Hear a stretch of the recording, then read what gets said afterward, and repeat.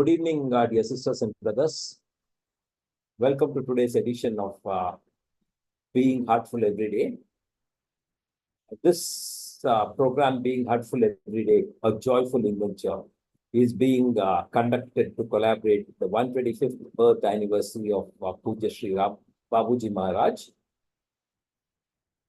We are on week 43 and day 294. We are starting a new quality for this week. And the quality we will be focusing on this week is dependency. So my name is Prasanna Krishna. I'll be facilitating today's program. A very warm welcome to all of you. So this week, let's focus on how we can be more dependent, more and more dependent on the master, the practice, and all that. And focus our attention towards that. There'll be a lot of reading, activities, etc., which will focus on this. So once again, a very warm welcome. Let's start the session. Before we get into the session, a very humble request to everybody here in the session.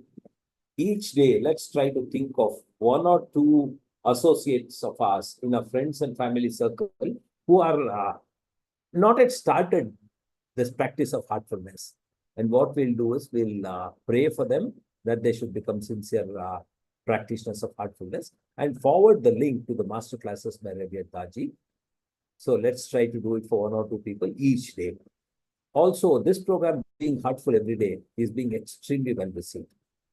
A lot of practitioners of heartfulness have found it very, very useful. So let's think of one or two people who have started heartfulness, doing it, but not really involved in attending this program, so that they also become sincere seekers and better their practice. So with this, we move to the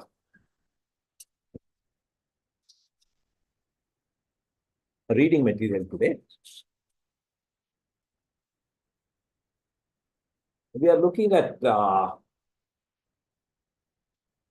basically we are reading from A User Guide to Living, Part 6, where Daji talks about the 5th maxim of Sahaj. Daji continues his series on everyday living, introducing the 5th universal principle of the user guide, which is about truthfulness and acceptance of whatever hardships come our way. As a starting point, this 5th principle helps us to live a contented, peaceful life with acceptance and compassion.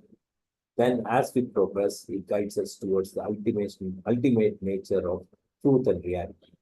So this is about truth and authenticity. So I think we have gone through this multiple times, so I'll skip this and start with principle 5, which says, always be truthful. Accept miseries as coming from God for your own good and be thankful. I'll read that again. The principle 5 states, always be truthful. Accept miseries as coming from God for your own good and be thankful. The nature of truth. This is a vast topic. So we will start at the level of day-to-day behavior and then progress towards the ultimate truth of existence. Some of you know the famous statement of Polonius in Shakespeare's play, Hamlet. This above all, to thine own self be true. And it must follow as the night, the day, thou canst not be false to any man. It's a universal principle that is valued in all cultures, to be genuine, original, authentic, to say what you mean and mean what you say. No hidden agendas, no masks, no hiding, faults and camouflage. Instead, only a childlike innocence, purity, and simplicity. Truthfulness means integrity, where thoughts are aligned with words and words are aligned with actions, where we walk the talk. When we don't walk the talk, there is a disconnect and a sense of hypocrisy. The result is the pollution and corruption of our consciousness and subconscious. We feel uncomfortable in our own skin, and that lowers our vibration because we are not listening to the authentic voice of the heart. Truth or Satya is one of the very first principles of Ashtanga Yoga. In other words, it is fundamental and basic. And yet, the fact that Babuji has to remind us to always be truthful can only mean that falseness is hidden somewhere within us. Otherwise, we would not need to be reminded. Does a small child need to be told to be truthful? No, because they have no awareness of anything else. So we would instill the wrong seeds in the child if we did. We don't need to interfere with purity and innocence of truth when it does exist. But authenticity is not so simple to achieve. Our multiple personas are driven by our subconscious mind, hardwired into our neural pathways as a result of years of habitual behavior, and they are often not within our awareness or control. That is the dilemma we face as human beings. We know the importance of transparency and truthfulness, but we do not know how to manifest them in our lives. Our lens on reality is hampered by our past complexities, subconscious patterns, and tendencies. And it is cumulative. The more the layers of complexity we add, the more difficult it becomes to listen to the voice of the heart itself. So, more easily we follow the wrong guidance. When we suffer from an untruthful heart, the coercions that result from it, it leads to an even greater lack of authenticity. So, our inner environment is messed up with wrong habits, and wrong habits are perpetuated. We'll read the highlighted portion. Truthfulness is dependent on purifying the full spectrum of consciousness. Subconsciousness, subconscious, conscious, and superconscious. And to do that, we require a method that reprograms more than just the conscious mind. I think there's a lot of ideas here for introspection in this reading we have done. So we have a couple of minutes before we start the universal prayer. Let's think this over, introspect on what we have just read, and keep in mind that the quality we are trying to focus on this week is dependence. So let's try to understand what we have just now read with an idea of dependencies. Let's introspect. 9 o'clock, we'll start the universal.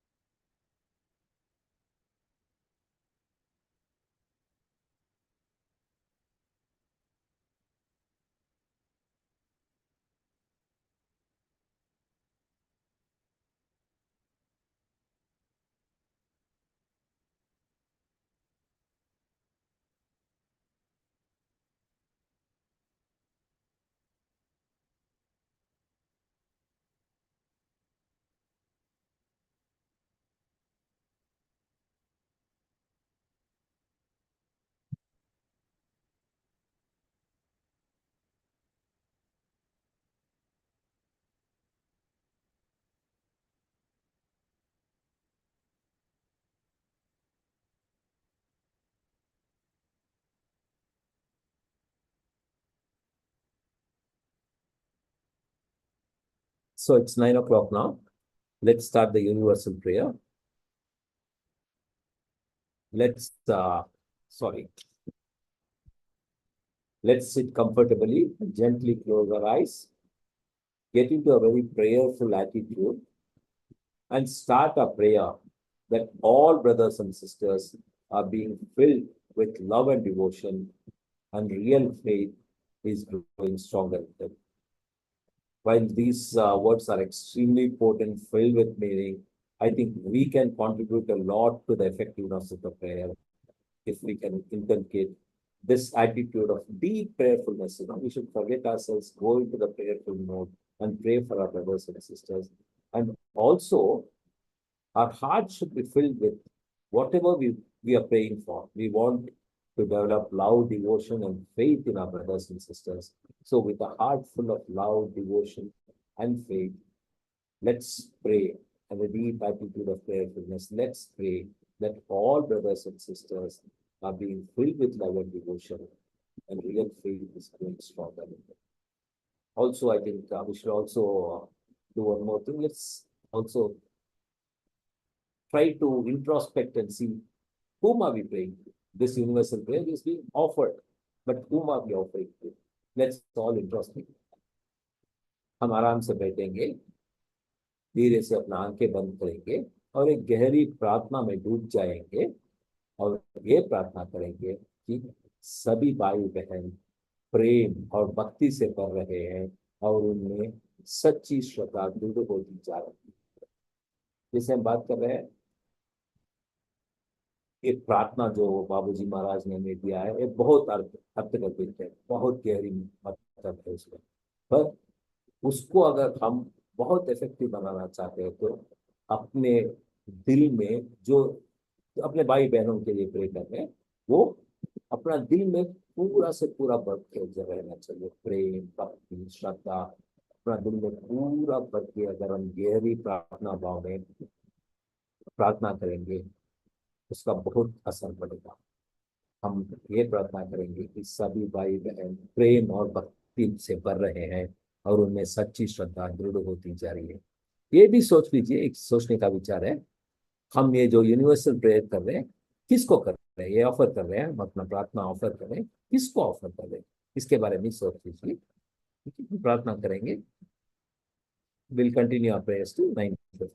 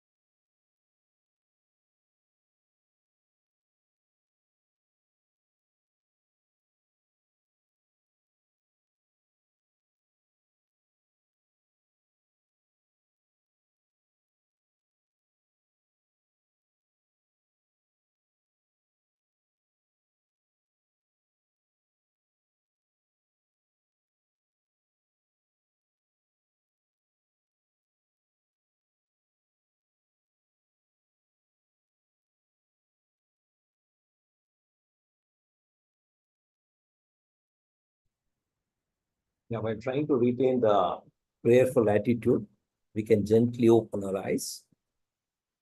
So, before we disperse, a very gentle reminder that we should do a bedtime prayer, reflect on the activities of the day.